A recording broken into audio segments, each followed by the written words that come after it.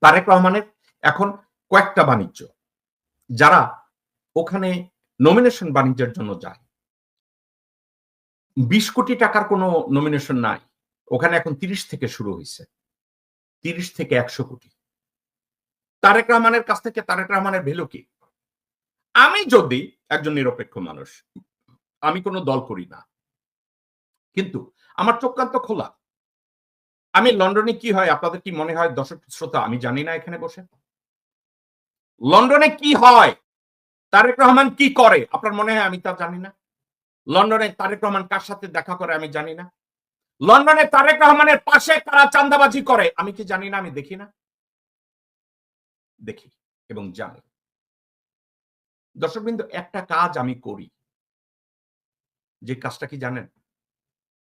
সমালোচনা, গালি দেয়ার মধ্যেও আমি লোকজনরে একটা সুযোগ দেই। যে গালিটা একটু পরে দেই, একটু কম দেই। দেখি না একটু পরিবর্তন হয়। কারণ কি? গড়ে পড়তায় ব্ল্যাঙ্কেটলি আপনি যদি সবাইকে গালি দিতে থাকেন, ভালোকে ভালো না বলেন। ফর এক্সাম্পল তারেক রহমান তার খারাপ দিকের জন্য আমি তারে গালি দেই। কিন্তু তারেক রহমান ভালোও তো ২ একটা কাজ করে। ভালোও তো ২ একটা কথা বলে। তাইলে আমি কি করি? যখন খারাপ কাজগুলো করে তার একটা সমালোচনা করি আর ভালো কাজ যেগুলো এগুলো নিয়ে প্রশংসা করি। ওকে। এখন আমি যদি নিরপেক্ষভাবে আমেরিকায় বসে এবং লন্ডনে গিয়ে চারিদিক থেকে বিচার করে দেখি যে তারেক রহমানের চারপাশে এমন একটা নেটওয়ার্ক তৈরি করা হয়েছে, ওই নেটওয়ার্ক ভেদ করা কারো দ্বারা সম্ভব না। একটা দিকেই নেটওয়ার্ক ভেদ করা সম্ভব।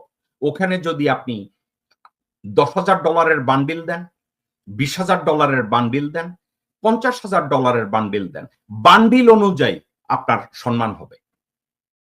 $১০,০০০ এর বান্ডিল হলে আপনি তারেক রহমানের সাথে কোনো একটা উচ্চুঙ্গার মতো ছোট একটা জায়গায় বসে চা খাবেন।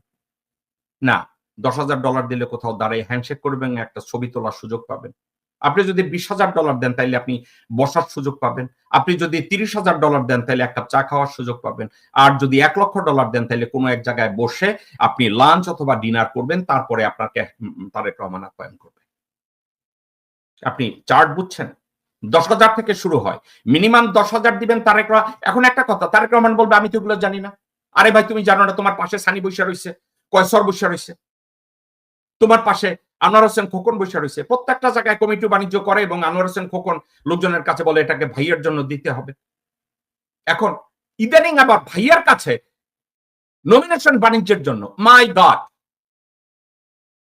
৩০,০০০ ৫০ মানে আমি ভুল বলছি। ৩০ কোটি, ৩৫ কোটি, ৪০ কোটি, ১০০ কোটি বিএনপির নমিনেশন বাণিজ্য ওঠানামা করছে। তো আমি যদি এটা জানি, দর্শক বিন্দু একটা কথা আপনাদেরকে আমি ঠান্ডা মাথায় বলি। আমি নিজে চিন্তা করি আপনাদের সাথে। আমি দেখেছি আ ব ব লোকজনরা অনেকে হয়তো মনে করে জেকব মিল্টন হয়তো কি করে? আম ভিউ বাণিজ্য করে। এই কথাগুলো কারা বলে জানেন? বিএনপির যেসব কুত্তার বাচ্চা যাদেরকে আমি গালি দিছি।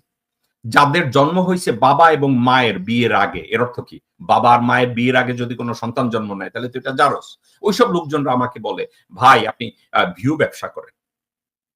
দর্শক বিন্দু একটা কথা আমি বলি। আমি গর্ব করে বলছি না রে ভাই, গর্ব করে বলছি না। আপনাদেরকে শেয়ার করছি। যারা এটা চিন্তা করেন জেকব মিল্টন বোধহয় ভিউ বাণিজ্য করে সোশ্যাল মিডিয়ায়। জেকব মিল্টন হয়তো কারো পা চাটা দালালি করে। আপনাদেরকে আমি একটা কথা বলি। আজকের যদি আমি চিন্তা করি আমি রিটায়ার্ড করব। এই শো আর করার দরকার নাই। আমি আমার ল ফার্মও রান করব না। আল্লাহর ইচ্ছায় আল্লাহ আমার প্রতি কাইন্ড ভাই। আল্লাহ আমার প্রতি অনেক দয়াবান। আমি, আমার বাচ্চা-কাচ্চা, আমার নাতি-নাতকুর বসে খেয়ে যেতে পারবে। আল্লাহর রহমতে। ডানে বায়ে তাকাতে হবে না। কারো কোন কাজ করতে হবে না। আল্লাহ আমার সহায়। আল্লাহ অনেক কাইন্ড আমার উপরে। তো যারা এই চিন্তা করেন যে জেকব মিল্টন ভিউ বাণিজ্য করতেছে, তাদেরকে বলব থিংক টুয়াইস। আপনি কিভাবে বাঁচেন? আপনার বাঁচার স্ট্যান্ডার্ড নিয়ে আপনি যখন অন্য একজন মানুষকে বিচার করতে যান, আপনি আর মানুষ থাকেন না।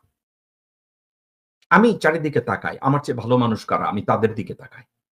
আমার চেয়ে খারাপ যারা তাদের দিকে আমি তাকাই না। যেই মুহূর্তে আমি খারাপের দিকে তাকাই আমার প্রোডাক্টিভিটি কমে। ওকে, তারেক রহমানের দিকে আসি। তারেক রহমানের এখন কয়েকটা বাণিজ্য। যারা ওখানে নমিনেশন বাণিজ্যের জন্য যায় ২০ কোটি টাকার কোনো নমিনেশন নাই। ওখানে এখন ৩০ থেকে শুরু হইছে। ৩০ থেকে ১০০ কোটি। তাদের বাণিজ্য। তো তারেক রহমান অনেকে বলছে তারেক রহমান ফেব্রুয়ারিতে যদি ইলেকশন হয় তাইলে এখন অক্টোবর। নভেম্বরের মধ্যে তফসিল ঘোষণা করতে হবে। তারপরে ১-২ মাসের মধ্যে নির্বাচন। তারেক রহমান কি দেশে গেছে? তারেক রহমানকে কি বলা হইছে জানেন?